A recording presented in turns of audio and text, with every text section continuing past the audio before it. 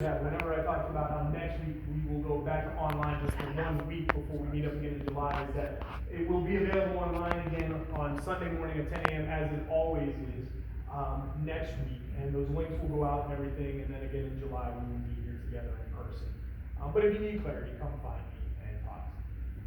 All right, so here's a fun little way to open up our time today. So this story is something that was actually my mom found in my grandma's Bible, was it? Just with her stuff. Looking through her stuff. It's something that she found through my grandma's stuff. Thank you guys for your kindness and your graciousness about when my grandma passed away. Just a few weeks short of 100 years old.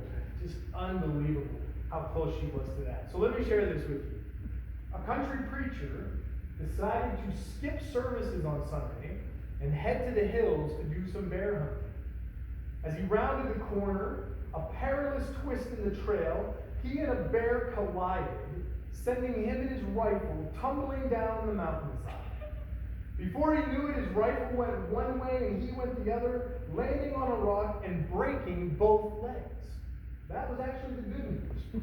The bad news was that the ferocious bear was charging at him from a distance and he couldn't move. Oh Lord, the preacher prayed, I'm so sorry for skipping services today to come out here and hunt. Please, please forgive me and grant me just one wish. Please make a Christian out of the bear that's coming at me. Please, Lord, I pray. That very instant, the bear skidded to a halt, fell to its knees, clasped its paws together, and began to pray aloud right at the preacher's feet. Dear God, bless this food I am about to receive.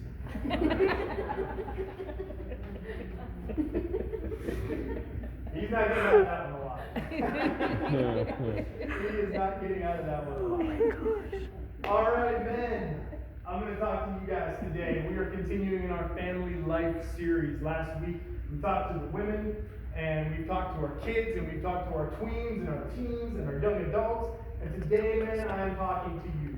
And there is one word that will characterize this sermon better than any other word. And after I tell you that word, please bear with me and allow me to explain myself.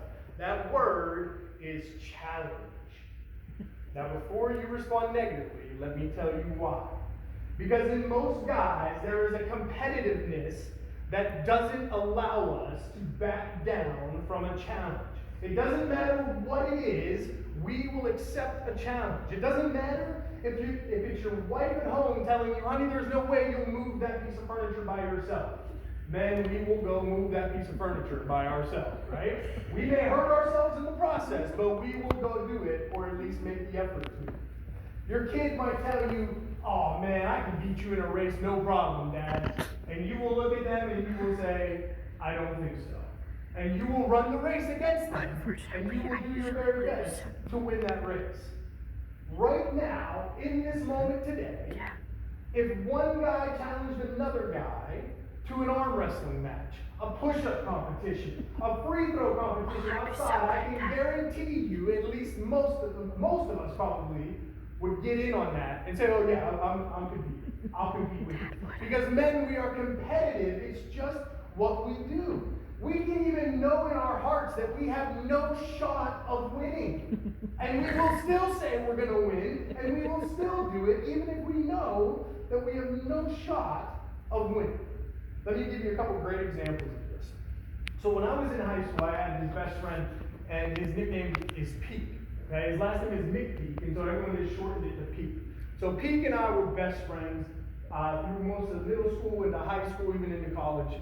And Peak and I in high school, we were playing basketball with my cousins that I told you about before, the ones that were mean to me and used to beat me up and all of that. And they're getting a kick out of that, by the way, because they're watching me online, and they're like, oh my gosh, I can't believe you're talking about us. So they're loving this. So they'll love this today.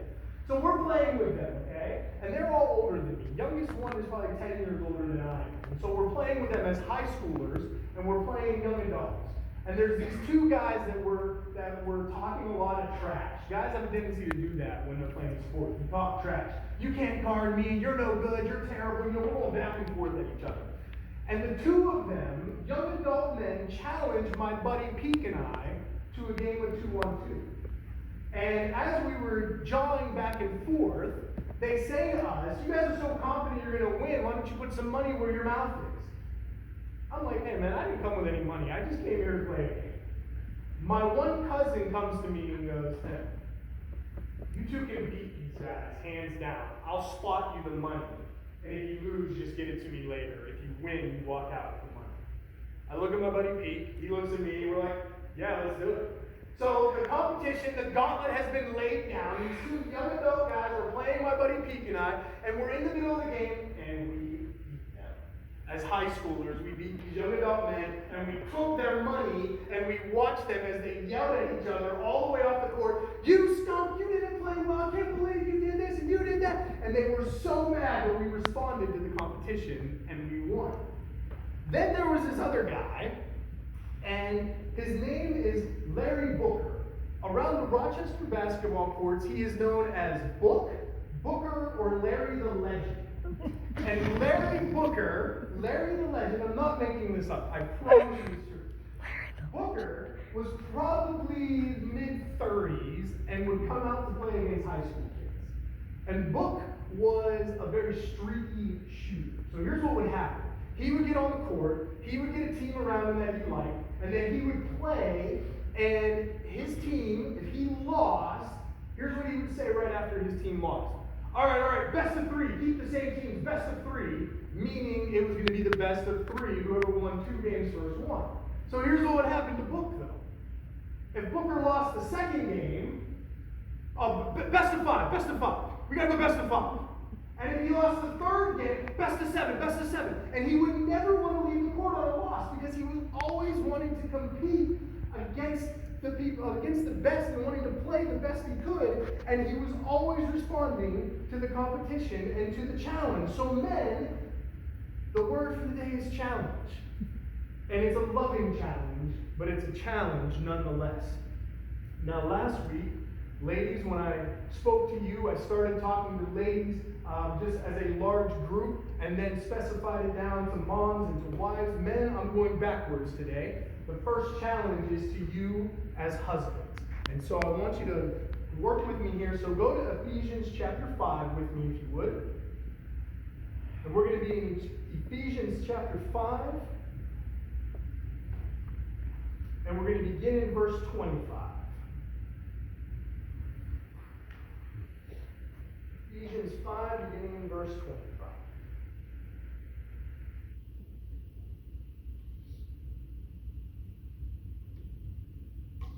And here is what we see.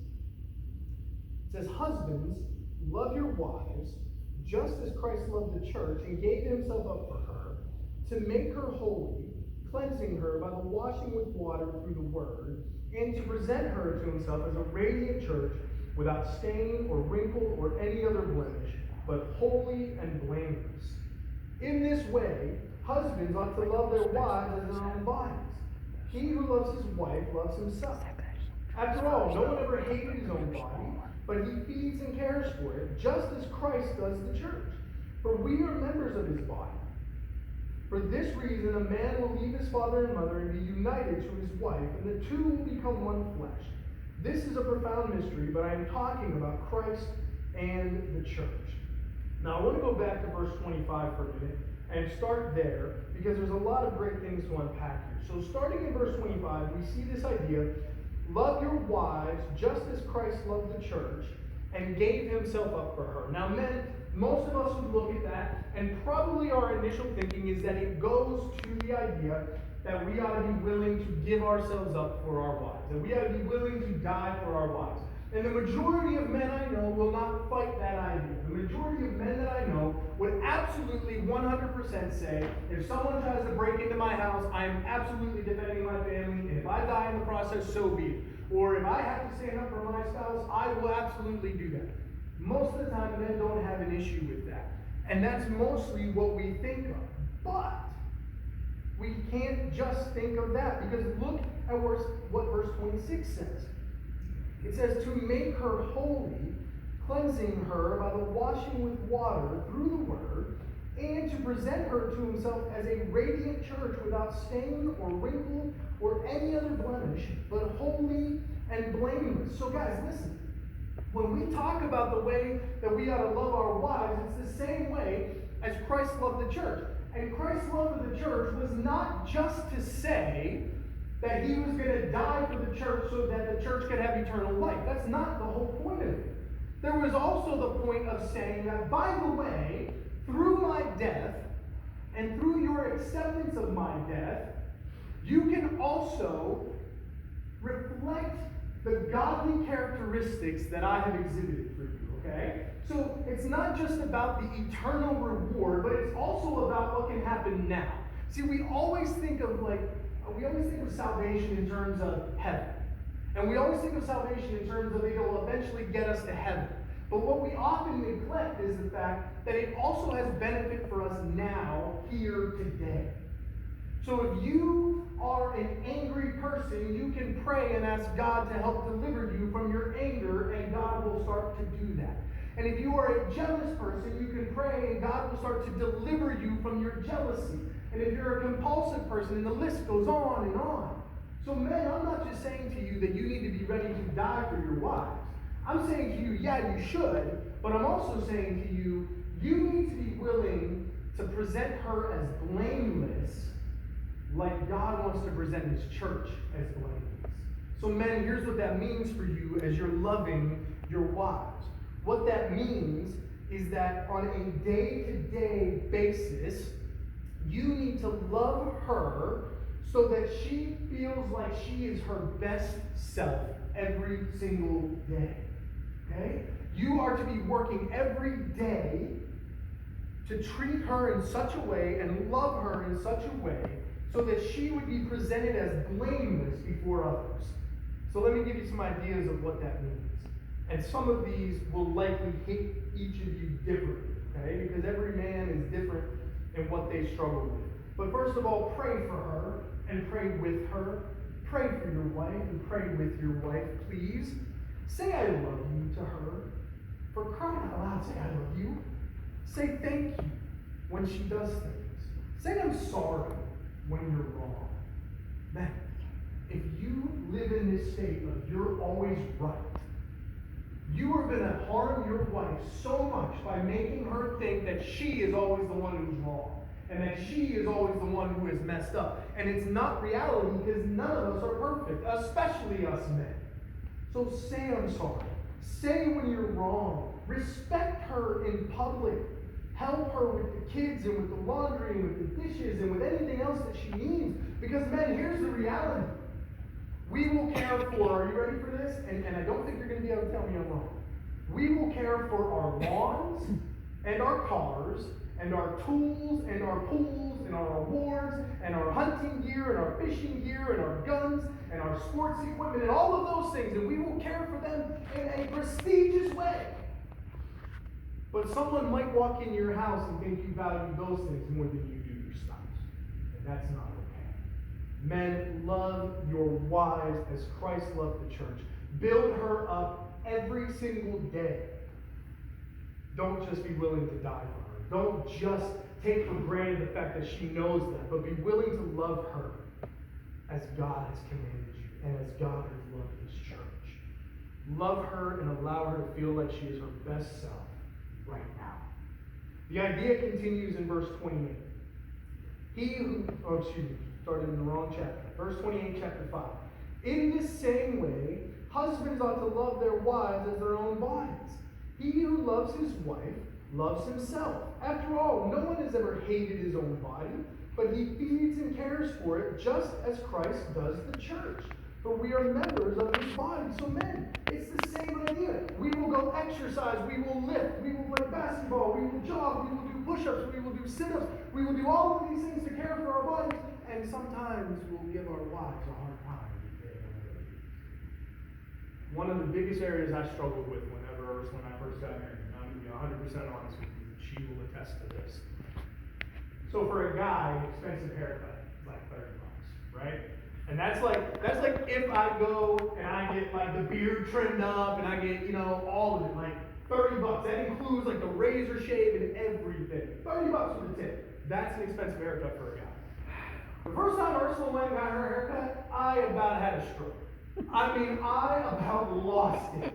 She got her hair cut, and I unintentionally made her feel so terrible about it because she came home and told me how much it cost, and I went, oh my gosh, what else did she do to your head? And I couldn't even understand or fathom how a haircut could cost that much money. And it happened not just once, but 4 or 5 times after she was getting it. And she would come back and she wouldn't even want to tell me how much it cost. Because I just was like appalled by it. How can you spend that much on a haircut? Do you think at all that she felt valued by that?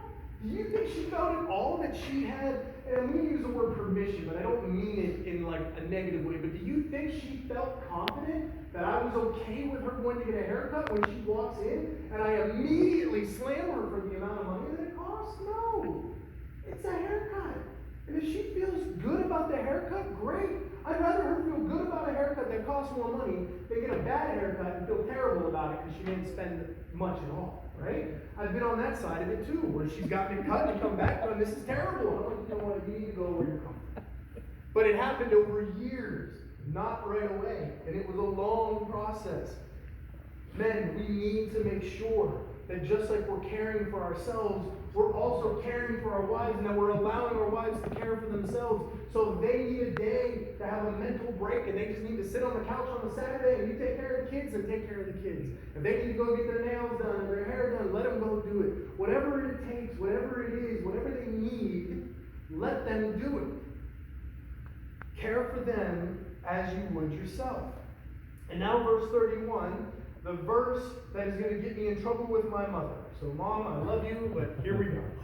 Verse 31, for this reason a man will leave his father and mother and be united to his wife, and the two will become one flesh. Men, when you get married, your wife is your new number one. Sorry, moms. Amen. Amen. Amen.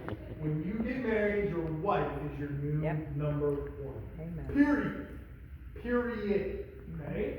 And if you want an example of what it looks like to live a life where your wife is not your new number one, Jim, can you jump to the next slide for me here quick? You guys know this family? Everybody Loves Raymond, right? If you've ever watched Everybody Loves Raymond, you know that Ray's family is this great Italian family, and his mother is the epitome of the meddling, never leave you alone mother who butts into everything. And you know what happens in the show all the time? The dynamic between Ray's wife in the yellow and the rest of the family is such that there is always tension. And why? Because his wife is the only one who will stand up to the mom. And then Ray almost always takes his mom's side instead of his wife's side. And the whole episodes are around this dynamic where Ray's wife wants to not only kill her mother-in-law, but wants to kill her husband too because he's not supportive of her. This is what your life will look like if you won't make your wife your number one. And if you really want to see it, then YouTube it, or pay on Netflix to watch it, or Amazon Prime. I'll lend you the money if you really need to watch it, so you can see how messed up the dynamic can be. Guys, your wife is your number one, period. Period. And if you will make her your number one, and make that commitment, she will feel that, but you need to do it. You need to do it. Now, let's talk to dads for a minute. Go into Ephesians chapter 6, verse 4 with me. Fathers, do not exasperate your children. Instead, bring them up in the training and instruction of the Lord. So, let's talk about what the word exasperate means here, okay? Let me put a few words in there as synonyms. So, fathers, do not infuriate your children. Do not madden your children. Do not frustrate your children. Do not annoy them, irritate them, incense them, enrage them, rile them up. Fathers, do not do those things to your children. Do not purposely do things to get them mad. Do not purposely insult them. Do not tear them down. Do not make fun of them. Do not do those things because it will harm them. Period. It will harm them psychologically, emotionally, spiritually. Let me give you an example of this. How many times have we heard people say, you need to think of God as a father? Well, that's great if you've had a really good earthly father. But if you've had a terrible earthly father who made fun of you and tore you down and made you feel worthless, why would you want to serve a God that would be like that? Why? Why? So we have to be very careful to make sure, fathers, we are not exasperating our children, but instead are bringing them up in the training and instruction of the Lord so that they can come along with you on the journey. And men, listen to me. You cannot train your children if you are not living the life yourself. You cannot train your children in the ways of the Lord if you are not living for the Lord yourself. The do as I say, not as I do doesn't work. And I have proof of it. Here's some statistics for you. When a mother comes to Christ, her family will join her at church 17% of the time. When a father comes to Christ, his family will join him, ready for this? 93% of the time. Fathers, you are the spiritual head of your household. And if you are not actively living for Christ, you should not expect that your family is going to follow you when you tell them to go. Guys, only 2 out of 6 men will attend church on a Sunday. 2 out of 6, less than half. And there are over 70% of boys being raised in the church.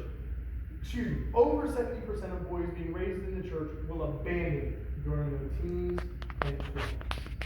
Dads, your kids see what you do. And boys especially will follow their dads. So what should you do? Some of the same things you do for your life. First of all, men, as fathers, please make faith a priority in your life. Make it the top priority in your life so that you are trying to live out the teachings of Christ in your own life. Even if you are struggling, show up.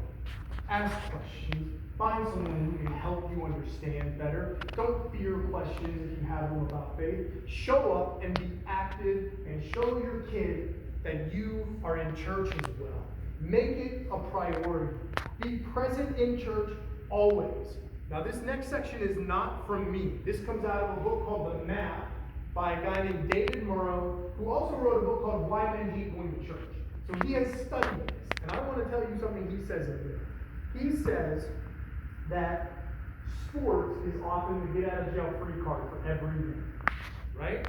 That men will always look and say, oh, well, my son or my daughter has a sporting event, I can't come to church because of that. And it's just thought that, well, that's fine, that's just what it is. And David Murrow says, no, don't do that. He says that you need to make church a larger priority than sporting events. And I want to expand this. Make church more important than work, than sports, than hunting, than fishing, than camping, than car shows, than anything else you can think of. And before you say, Pastor Tim, you have no idea how hard it is, yes, I do. Because Maria had competitions on Sundays all the time. All the time. And she knew I was here. And she also knew that when she came home, we would go to God's Choice Monday night for church. Allison had horse shows on Sundays, and she knew I was here and would get there afterwards. And then you might say, well, Pastor Tim, you're a pastor. You have to be there. Think about it like this instead.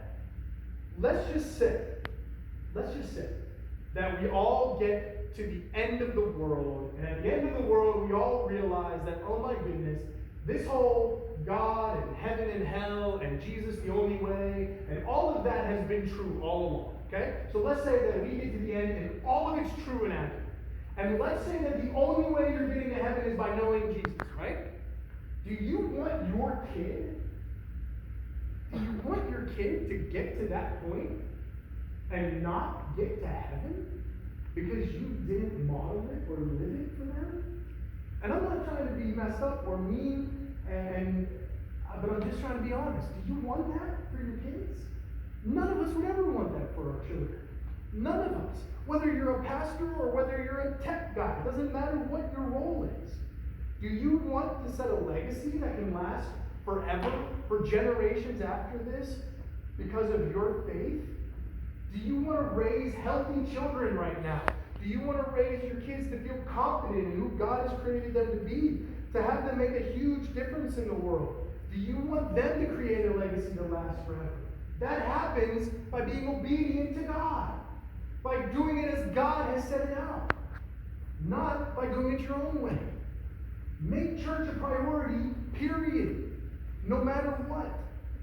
Because guess what? There were some really cool moments that I had with Maria as well, and with Allison, after those events. After those sporting events that I missed, or the gymnastics or the horse stuff that I missed. There were some really cool moments of father and daughter then, too. Because she would come home and Ursula had taken videos, and I would watch the videos with her. And I would watch the videos with Allison with her. And that was a moment of bonding for us, too. There are ways to do this where you're not sacrificing church on a regular basis. We can do this, and we need to be able to make it a priority. Your faith has to be first, even above your family. Let me read you from Matthew chapter 8. Matthew chapter 8, verse 18. One of the hardest scriptures that I've read, personally. Matthew 8:18. When Jesus saw the crowd around him, he gave orders to cross to the other side of the lake. Then a teacher of the law came to him and said, "Teacher, I will follow you wherever you go." Jesus replied, "Foxes have holes and birds of the air have nests, but the Son of Man has no place to lay his head." Another disciple said to him, "Lord, first let me go and bury my father." But Jesus told him, "Follow me and let the dead bury their own dead." Do you see the urgency that Jesus is speaking with? He's telling him, "Come follow me now. The message and what I'm doing is urgent. Let them know God."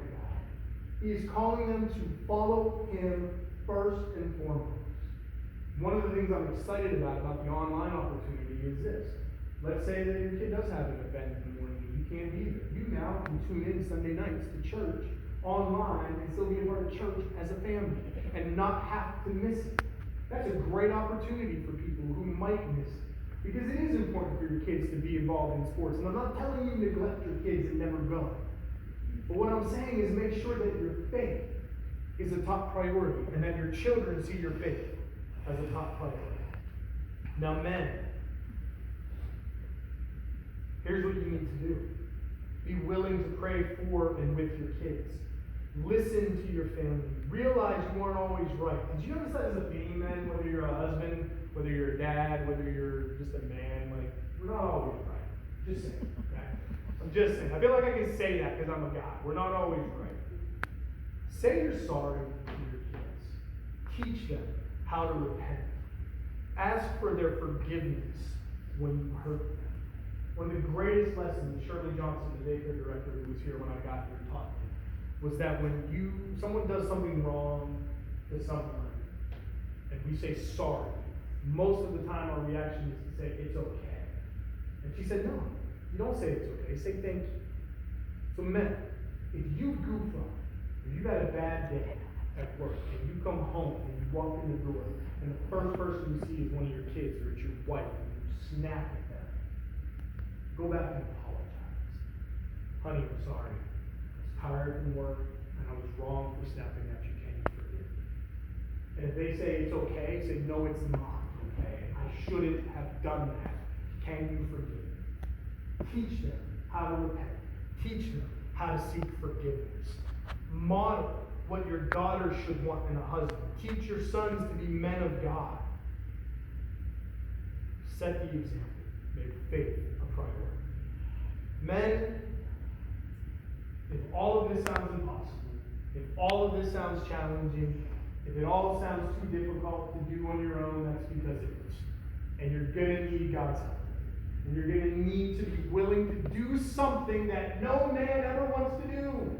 No man likes the word I'm about to say to you. You are going to have to submit. Submit. Submit. And we all think of submit as weakness, don't we, men? Oh, we think of it as the worst possible thing in the world. It's the greatest level of weakness that we can show. And last week when I talked to the ladies and that word submit came up to the wives, you guys remember that?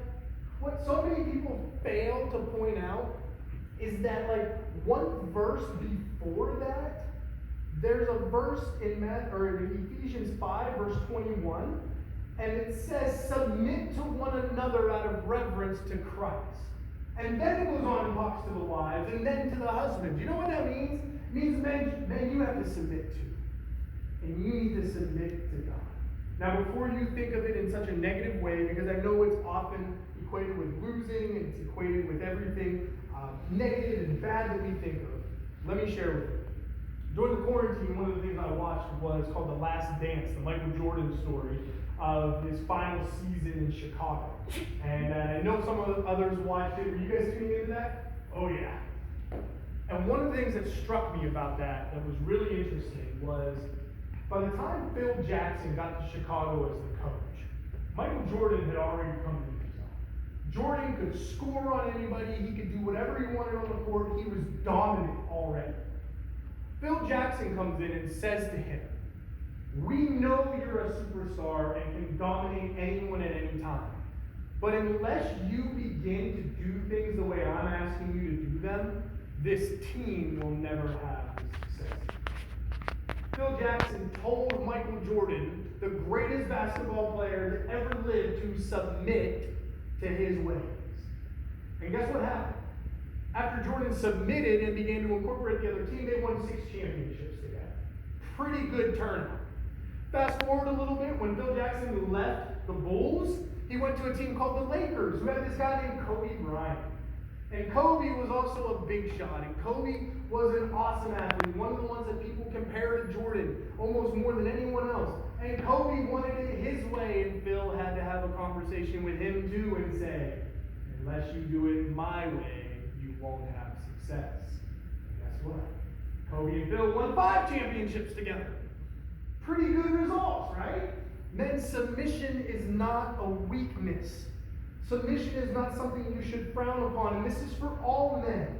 Men, you need to look at submission and say, God has a plan for my life and knows better than I do. And so I am willing to submit to his plan instead of doing it my way. That's all that means. Phil Jackson knew what needed to be done and said it and made it happen and won 11 championships between 2 teams as a result.